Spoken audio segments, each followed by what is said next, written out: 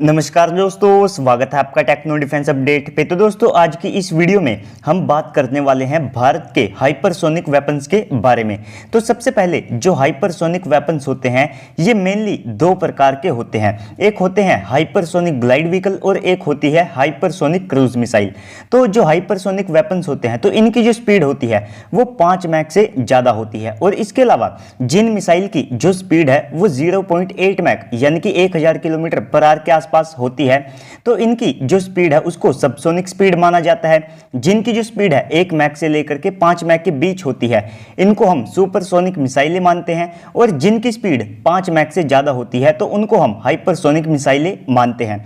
और इसके अलावा जो हाइपरसोनिक मिसाइलें होती हैं तो इनकी दो और रिक्वायरमेंट होती है, या तो ये ग्लाइड करने में सक्षम होनी चाहिए या फिर यहाँ पर ये क्रूज करने में सक्षम होनी चाहिए। तो जो रशिया है वो दुनिया का एकमात्र अभी के लिए देश है जिसके पास तीनों हाइपरसोनिक वेपन्स मौजूद है, जिसमें उनके पास एवनगार्ड मिसाइल मौजूद है, ज़िरकोन मिसाइल मौजूद है, और साथ में अभी रिसेंटली उन्होंने जो किंजल मिसाइल यूज की है वो भी उनके पास मौजूद है। तो इन कैटेगरी में भारत के पास कौन कौन से वेपन्स हैं उनके बारे में हम इस वीडियो में बात करेंगे। तो चलिए दोस्तों अपनी वीडियो को शुरू कर लेते हैं। तो दोस्तों सबसे पहले हम जान लेते हैं हाइपरसोनिक ग्लाइड व्हीकल के बारे में। तो जो रूस है उसके पास दुनिया का पहला हाइपरसोनिक ग्लाइड व्हीकल मौजूद है जिसे हम सब एवनगार्ड के नाम से जानते हैं। तो जो हाइपरसोनिक ग्लाइड व्हीकल होते हैं तो इनकी ट्राइजेक्टरी को मेनली 5 पार्ट में यहाँ पर बांटा जाता है, जिसमें फर्स्ट फेज में जो हाइपरसोनिक ग्लाइड व्हीकल होता है वो किसी भी बैलिस्टिक मिसाइल के ऊपर माउंट करके लॉन्च किया जाता है। यहाँ पर जो आईसीबीएम होती है उनका भी यहाँ पर इस्तेमाल किया जाता है। और इसके बाद जो सेकेंड फेज होता है तो वो जो आईसीबीएम या फिर बैलिस्टिक मिसाइल होती है वो उसको एटमॉस्फेयर के बाहर लेकर जाती है और साथ में उसकी जो रीएंट्री है वो वहां पर करवाती है। इसके बाद जो थर्ड स्टेज होता है तो वहां पर वो जो हाइपरसोनिक ग्लाइड व्हीकल है वो ग्लाइड करता हुआ आता है, साथ में वो इस बीच 15 से लेकर के 27 मैक की जो स्पीड है उसे हासिल कर लेता है, और साथ में जो एयर डिफेंस सिस्टम है तो उनसे बचने के लिए वो यहाँ पर जो मैनूवर्स है उनको भी परफॉर्म करता है। और ये जो स्पीड वो गेन करता है वो यहाँ पर ग्रेविटी के माध्यम से की जाती है। तो इसके बाद जो चौथा फेज होता है वहां पर ये जो हाइपरसोनिक ग्लाइड व्हीकल है ये अपने टारगेट की तरफ बढ़ता है, और साथ में 5वें स्टेज में ये यहां पर अपने टारगेट को डिस्ट्रॉय कर देता है। तो एरो इंडिया 2021 में जो हमारी प्राइवेट स्टार्टअप है जिसे हम HTNP इंडस्ट्रीज के नाम से जानते हैं, तो इन्होंने अपने हाइपरसोनिक ग्लाइड व्हीकल का जो स्केल मॉडल है वो दिखाया था। तो इसको हम अपनी जो अग्नि 5 और साथ में अग्नि 6 जैसी जो बैलिस्टिक मिसाइलें और आईसीबीएम है तो इनके ऊपर हम इसे माउंट कर सकते हैं, और ये जो आईसीबीएम मिसाइलें हैं इनसे इस हाइपरसोनिक ग्लाइड व्हीकल को लॉन्च किया जा सकता होगा। इसके अलावा डीआरडीओ का यहाँ पर यह भी प्लान है कि हमारी जो बाकी बैलिस्टिक मिसाइलें हैं तो उनसे भी ये जो हाइपरसोनिक ग्लाइड व्हीकल है इसे लॉन्च किया जा सके। और भारत के पास पहले से ही जो MIRV की टेक्नोलॉजी है वो मौजूद है। तो हाइपरसोनिक ग्लाइड व्हीकल आप इसी की तरह मान सकते हैं कि ये एक पेलोड होता है, लेकिन जो MIRV के वॉरहेड होते हैं तो ये उनसे कहीं ज़्यादा लीथल और साथ में एडवांस होता है। तो इसको हम HGV-202F के नाम से जानते हैं, और इसकी जो स्पीड है वो 20 से लेकर के 21 मैक तक प्लान की गई है, और इसकी जो रेंज है वो 5000 किलोमीटर तक होगी। तो जो मिनिस्ट्री ऑफ डिफेंस है उन्होंने 14 नए ऐसे सिस्टम को आइडेंटिफाई किया है जिनको भविष्य में बनाना है। तो उनको बनाने का जो खर्चा है, जो उनके प्रोटोटाइप को बनाने का 70% खर्चा है वो हमारी सरकार देगी। तो ये जो हाइपरसोनिक ग्लाइड व्हीकल है इसको भी उस लिस्ट में डाला गया था। तो इसके बाद सेकंड नंबर पर आ जाती है हाइपरसोनिक क्रूज मिसाइलें। तो देखिए दोस्तों जो हाइपरसोनिक क्रूज मिसाइलें होती हैं इनकी स्पीड बेशक यहाँ पर जो हाइपरसोनिक ग्लाइड व्हीकल होते हैं उनसे कम होती है, लेकिन ये जो है हाइपरसोनिक ग्लाइड व्हीकल से भी कहीं ज्यादा एडवांस मानी जाती है और साथ में कहीं ज्यादा लीथल होती है। इवन जो S-500 है उसके लिए भी इनको डिटेक्ट करके मार गिराना काफी ज्यादा मुश्किल होता है, क्योंकि जो हाइपरसोनिक ग्लाइड व्हीकल होता है तो जब तक वो अपनी बैलिस्टिक मिसाइल की ट्रेजेक्टरी को फॉलो कर रहा है तो उसको उस समय तक मार गिराना पॉसिबल है, लेकिन ऐसे में जो क्रूज मिसाइलें होती हैं इन्हें मार गिराना पॉसिबल नहीं है।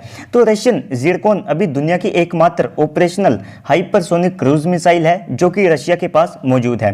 तो भारत प्रोजेक्ट विष्णु के तहत एक हाइपरसोनिक ग्लाइड व्हीकल बना रहा है और इसके अलावा एक हाइपरसोनिक क्रूज मिसाइल बना रहा है। तो ये जो हाइपरसोनिक क्रूज मिसाइल होगी ये लो एल्टीट्यूड के ऊपर फ्लाई करने में सक्षम होगी, साथ में ये हाईली मैन्यूरेबल होगी जिससे कि जो एयर डिफेंस डिफेंस सिस्टम है उसके लिए इन्हें मार गिराना और ज़्यादा मुश्किल होगा।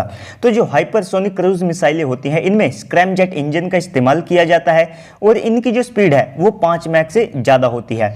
तो जो हाइपरसोनिक ग्लाइड व्हीकल होता है तो वो अपनी स्पीड को अचीव करने के लिए ग्रेविटी का इस्तेमाल करता है, लेकिन जो हाइपरसोनिक क्रूज मिसाइलें होती हैं ये खुद के इंजन से अपनी जो स्पीड है उसे मेंटेन करती है, जिसके कारण जो हाइपरसोनिक ग्लाइड व्हीकल होते हैं उनके बजाय एक हाइपरसोनिक क्रूज मिसाइल आपके ज़्यादा कंट्रोल में रहती है। तो जो Bharat hypersonic technology demonstration vehicle के जो टेस्ट करता है तो वे इसीलिए करता है ताकि हम खुद का जो स्क्रैमजेट इंजन है उसको यहाँ पर बना सके। अब हमारा वो जो स्क्रैमजेट इंजन है वो भी यहाँ पर काफ़ी ज़्यादा मैच्योर हो चुका है। इस साल उसके कई जो टेस्ट है उनको कंडक्ट किया जाना है। तो इसका जो इस्तेमाल है वो हम अपनी ब्रह्मोस 2 हाइपरसोनिक क्रूज मिसाइल में करेंगे। तो जो ब्रह्मोस 2 की स्पीड है वो यहाँ पर 8 मैक तक होगी और इसकी जो रेंज है वो 1000 किलोमीटर तक होगी। साथ में जो प्रोजेक्ट विष्णु है तो वहां पर इस मिसाइल के एक और वेरिएंट को बनाने की बात कही गई है जिसकी जो रेंज है वो 2500 किलोमीटर तक होगी। तो इस मिसाइल के मेनली यहाँ पर 3 वेरिएंट को बनाने का प्लान है जिसको हमारी तीनों सेनाएं इस्तेमाल कर सके, यानी कि लैंड वेरिएंट, नेवल वेरिएंट और साथ में एक एयर वेरिएंट भी। तो ये जो मिसाइल है ये 2025 तक बन करके तैयार हो जाएगी और ये भारत का एकमात्र ऐसा प्रोजेक्ट है जिसे जो यूएस के डिफेंस ऑफिशियल्स हैं वे इसको काफी ज्यादा क्लोजली फॉलो करते हैं और लगातार वे इसके ऊपर अपडेट भी देते रहते हैं कि कब तक ये आ जाएगी, कब तक नहीं आएगी। और साथ में उनके लिए चिंता का ये कारण रहता है कि कहीं भारत उनसे पहले जो हाइपरसोनिक वेपन्स है उनको यहाँ पर तैयार ना कर ले। तो इसके बाद जो थर्ड कैटेगरी है तो उसमें डाला जाता है air launched hypersonic ballistic missile.